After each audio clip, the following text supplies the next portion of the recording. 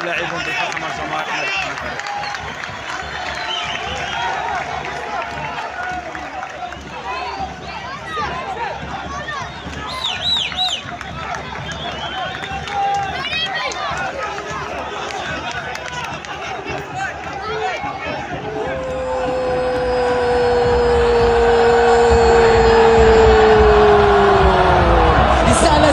كل الأندية، هل تملكون مثل هؤلاء؟ هل يعقل أن يكون هذا مدرج فريق بعيد عن القمة، بعيد عن وسط الترتيب، يقبع في مراكز متأخرة؟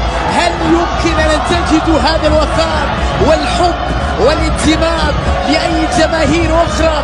صورة تغنيك عن أي تعبير، ومدرج يختلف عن كل المدرجات، يضرب الرقم القياسي في الحضور الجماهيري في كل موسم. جمهور لا ينافس إلا نفسه. يا عيني على المدرج، ذهب يا عيني ذهب.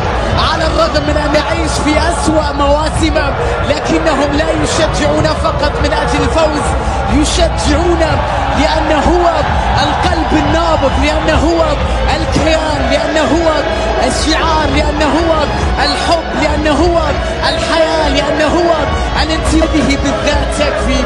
وهذا المدرج وهذه الصورة من الصعب أن تجدها في أي مكان آخر.